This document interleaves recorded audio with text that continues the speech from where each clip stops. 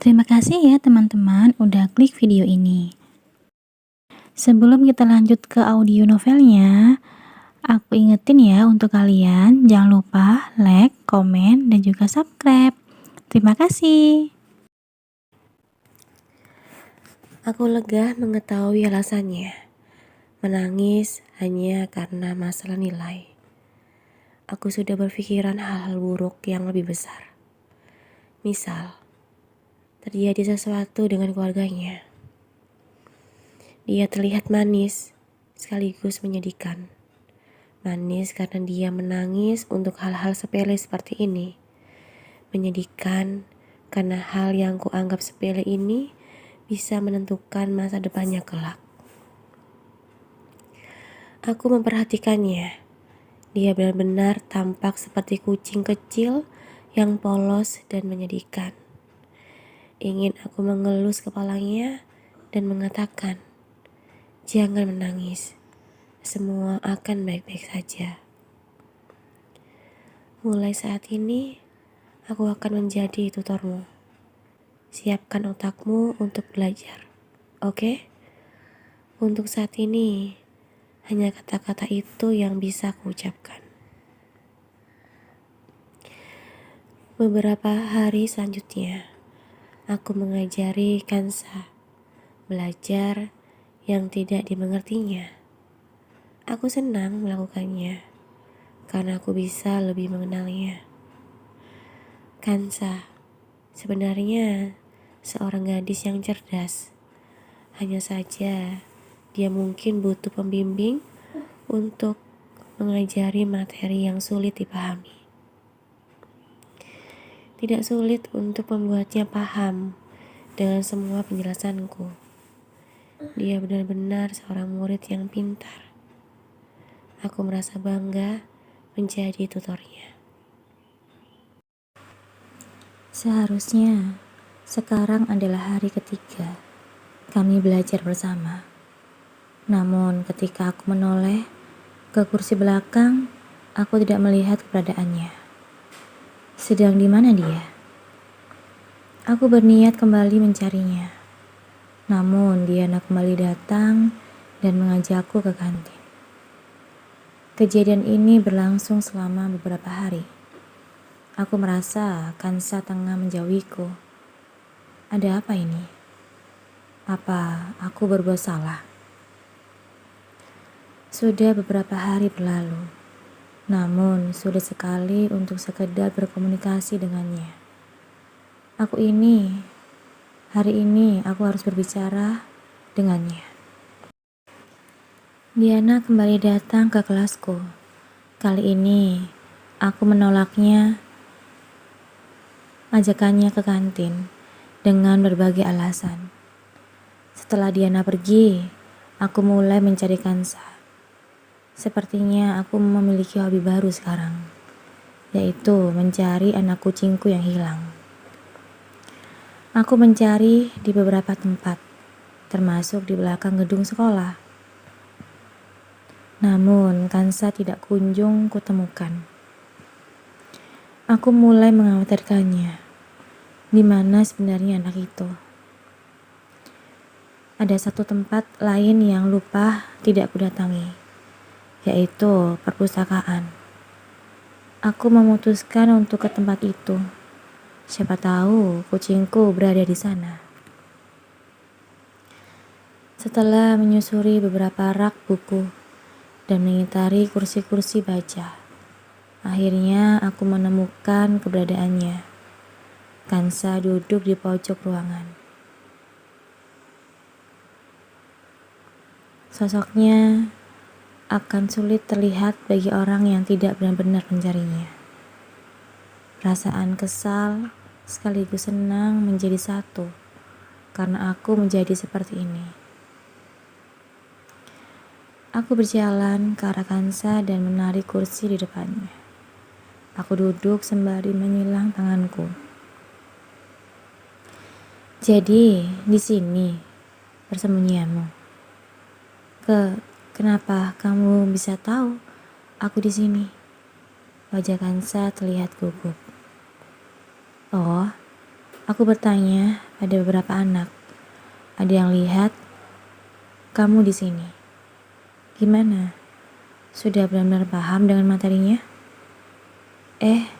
Oh, materi matkul fisika. Sudah bisa? Yakin? Iya. Coba aku tes. Aku mengambil buku Kansa dan memberinya beberapa soal. Sebenarnya mengujinya seperti ini bukan tujuan utamaku. Aku ingin tahu mengapa dia menghindariku beberapa hari ini. Kansa? Ya? Kenapa beberapa hari ini kamu menghindariku? Apa aku berbuat salah? Kansa tampak kegelagapan mendapatkan pertanyaan seperti itu. Enggak, kamu enggak pernah salah. Aku hanya ingin belajar sendiri saja. Aku berpikir tidak baik selalu bergantung padamu. Aku ingin lebih mandiri. Maksudmu? Tanyaku bingung. Tidak biasanya Kansa berbicara seperti ini padaku.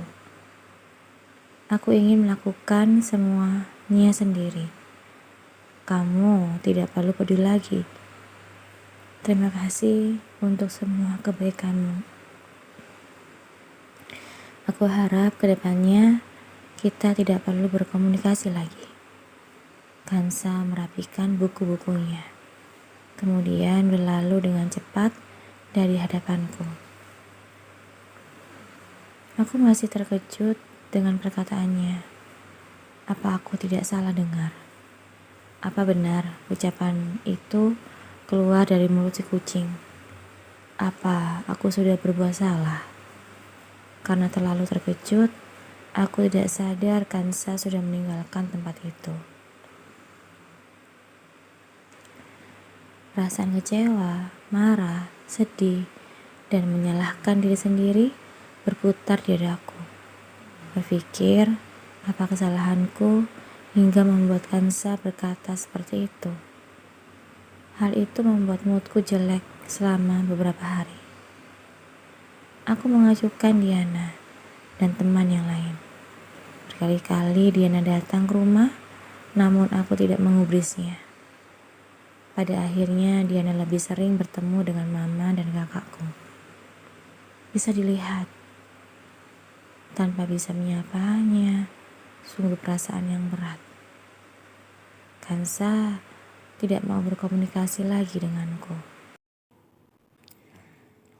Aku bisa apa selain mendiamkan dan memperhatikannya dari jauh?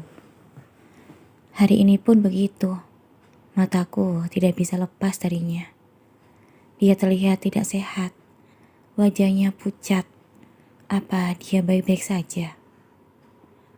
Kansa berdiri sekitar belasan meter dari tempatku.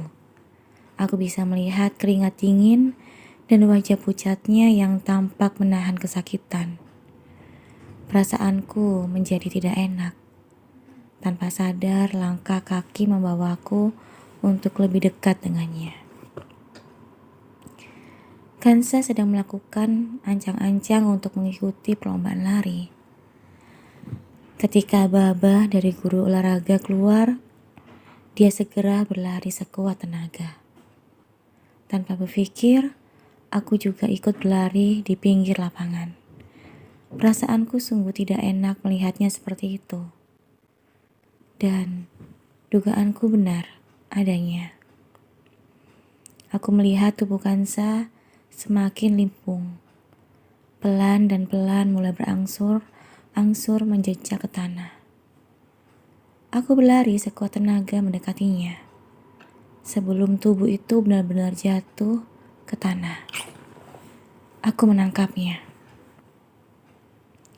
Kansa! Kansa berada di pelukanku. Dia pingsan. Kansa! Aku berteriak-teriak sembari menepuk-nepuk pipinya. Aku berusaha membuatnya sadar. Tapi mata itu tidak mau terbuka. Perasaan khawatir, cemas, kalut menjadi satu. Kansa, bangun. Sadar Kansa. Kansa. Aku mengguncang-guncang tubuhnya. Sementara teman lain sudah menghubungi kami. Siapa saja? Panggilkan ambulan. Cepat panggilkan. Kansa. Kansa. Alek, tenang. Tidak perlu memanggil ambulan. Bawa dia ke UKS. Tapi Pak, percayalah. Dia tidak apa-apa. Bawa dia ke UKS. Dokter di sana pasti bisa menanganinya. Pak Rizwan menepuk bahuku, meyakinkanku bahwa Kansa baik-baik saja. Dengan sekali gerakan, aku mengangkat tubuh Kansa dan mulai berlari, membawanya ke ruang UKS. Brak, aku membuka pintu ruang UKS dengan kakiku. Dokter, dokter, di mana dokternya? Hei, ada apa ini? Kenapa ribut sekali?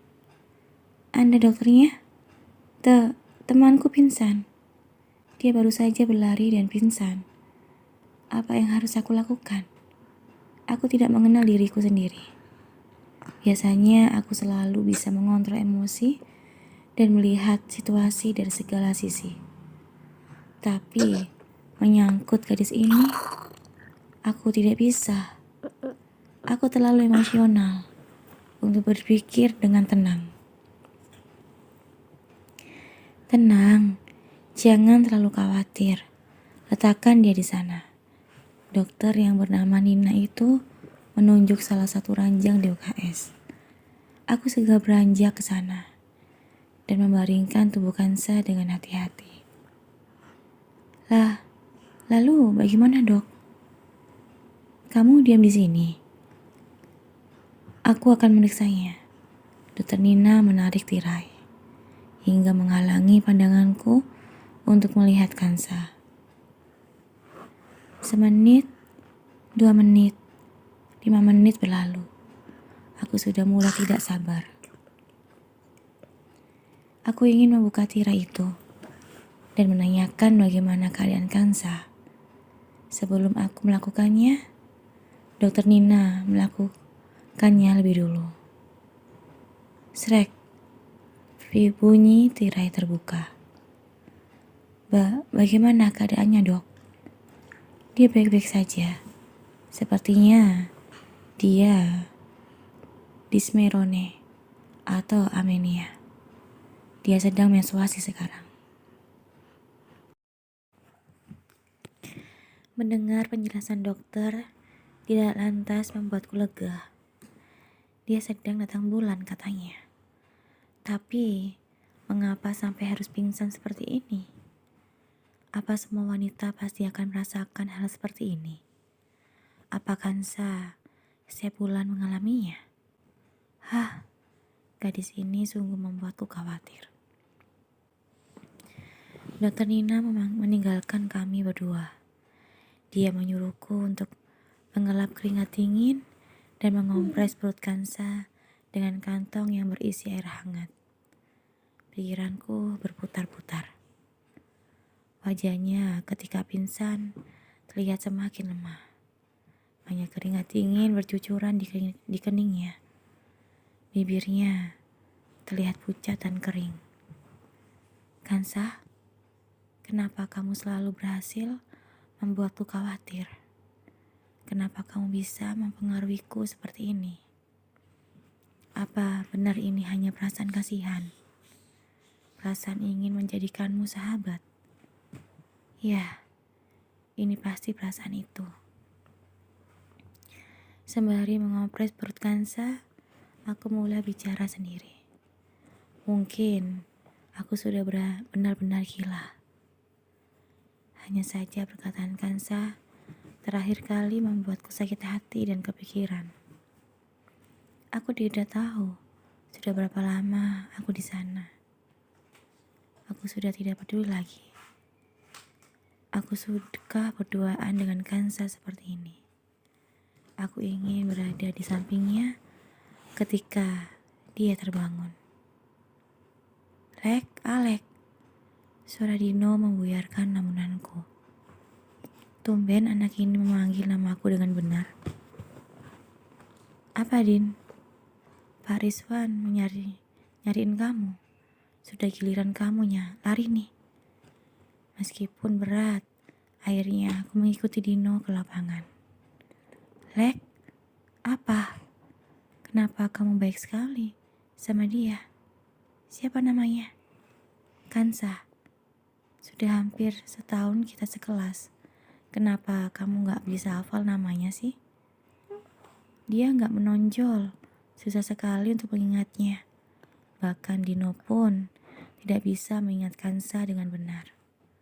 Lalu, mengapa gadis itu justru melekat di hatiku?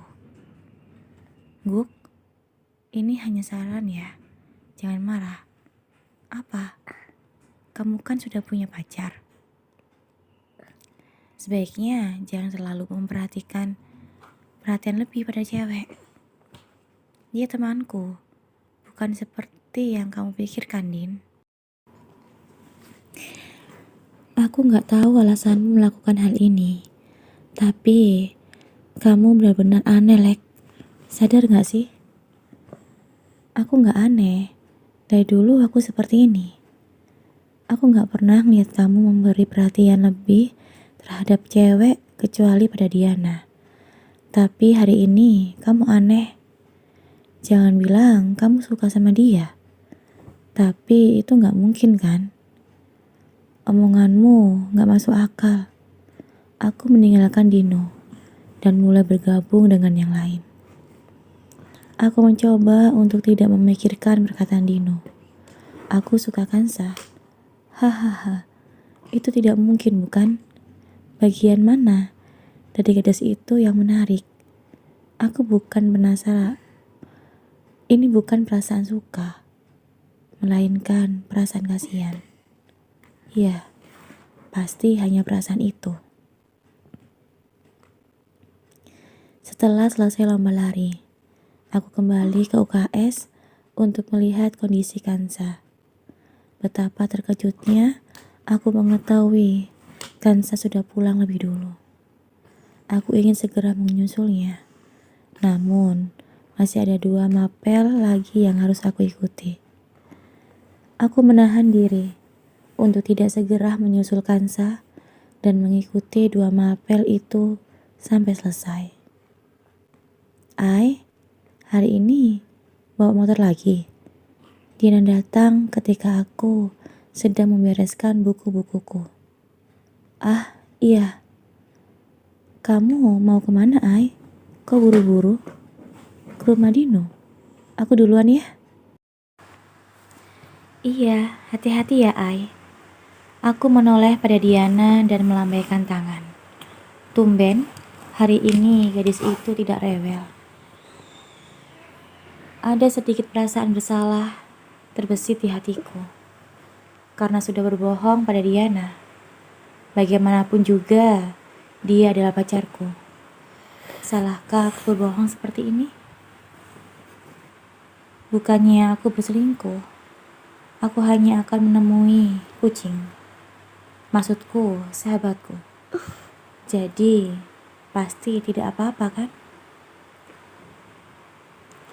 Aku mengambil motor dan mulai memacunya menuju rumah Kansa. Di jalan aku berpapasan dengan mobil sport berwarna merah milik Aaron. Mau kemana playboy itu? Apa dia sudah menemukan gadis taklukan lainnya? Masa bodoh lah. Bukan urusanku. Sekarang aku hanya perlu menemui Kansa. Aku khawatir dengan kondisinya. Tentu saja ini hanya kekhawatiran seorang sahabat. Aku berada tepat di rumah Kansa. Aku menatap bangunan itu berlama-lama. Perasaan gugup tiba-tiba menyerangku. Seolah-olah kegugupan ketika mengajak pacar kencan untuk pertama kalinya. Rumah itu terlihat sepi, tak berpenghuni. Tidak ada aktivitas penghuni di dalamnya. Perasaan khawatir kembali menyerangku. Kansa, baik-baik saja bukan? Tanpa menunggu lagi, aku langsung mengetuk pintu rumahnya. Tok, tok, tok. Tidak terdengar jawaban. Aku kembali melakukannya beberapa kali sebelum akhirnya pintu itu terbuka dari dalam. Perasaan lega menghantamku begitu menatap wajahnya yang sudah tidak pucat lagi. Alek, Kansa, bagaimana keadaanmu? Kenapa aku jadi ikut terbata-bata? Di mana kemampuan bicaraku yang biasanya? Kami seperti dua orang bodoh yang saling salah tingkah. Rasanya sangat canggung mengingat pembicaraan terakhir kami yang berakhir dengan tidak mengenakan. Kansa sepertinya sudah baik-baik saja. Aku lebih baik pulang saja. Aku sudah bersiap-siap untuk pulang. Namun sejurus kemudian Kansa menahanku. Dia memintaku untuk tinggal. Aku tidak menolaknya, karena pada dasarnya aku memang ingin melihatnya. Aku masuk ke dalam rumah Kansa dan menunggunya dengan sabar. Beberapa menit kemudian, dia datang dengan membawa secangkir teh di tangannya. Kami duduk dengan canggung. Aku berusaha untuk mencairkan suasana dengan menanyakan perihal sakitnya. Pun begitu, suasana masih canggung. Aku bingung. Tidak ada topik yang bisa kujadikan bahan pembicaraan. Kepiawaianku berbicara seolah-olah hilang. Aku benar-benar bingung menghadapi situasi ini. Pandanganku tertuju pada secangkir teh yang berada di atas meja. Aku akan meminum teh itu, kemudian pulang. Aku minum tehnya ya. Tanpa banyak berpikir, aku mengambil teh itu dan menyeruputnya.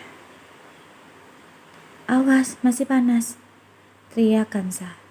Tapi terlambat. Rasa panas itu sudah membakar lidah dan area mulutku. Dengan spontan aku menyemburkan teh itu dan mengibaskan mulutku dengan kepanasan. Kansa juga tampak sibuk mengelap cairan teh yang berbaur di baju dan celanaku. Kemudian tangan Kansa meraih wajahku dan mengelap bekas teh di mulutku. Seketika rasa panas itu tidak kurasakan lagi. Jarak wajah kami hanya kurang dari 20 cm. Dilihat dari jarak sedekat ini, Kansa terlihat lebih manis. Matanya bening, alisnya rapi, hidungnya kecil tapi mungil, dan bibirnya tipis namun penuh, tampak natural, tanpa adanya polesan apapun. Aku ingin merasakan bibir itu. Bibir itu terlihat manis dan lembut.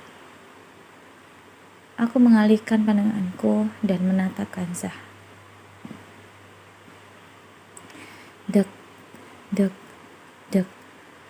Seketika jantungku berdebar sangat cepat. Aku tersihir. Mataku tak bisa berpaling.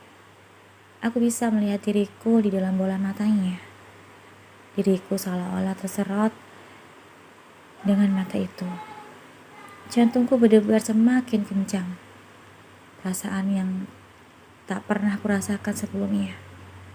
Bahkan debaran ini terasa semakin nyata. Tanpa kusadari, tubuhku bergerak ke arahnya. Aku tidak bisa menahan diriku. Aku bergerak perlahan, memberi kesempatan padanya untuk menolakku. Kansa diam, seolah-olah mengiyakan keinginanku. Aku semakin mendekatinya. 10 cm, 7 cm, 5 cm. Kansa mulai menutup mata, membuatku semakin berani mendekatinya. Tatapanku mengarah pada bibirnya, tidak sabar ingin rasakan kelembutannya. Aku mulai menutup mata, bersiap untuk menyatukan bibir kami. 1 senti lagi. Mbak, adik pulang. Dan suara itu merusak semuanya. Terima kasih ya udah dengerin audio Eva Family. Dengerin terus ya audio Eva Family di YouTube Eva Family. Sampai jumpa. Bye bye.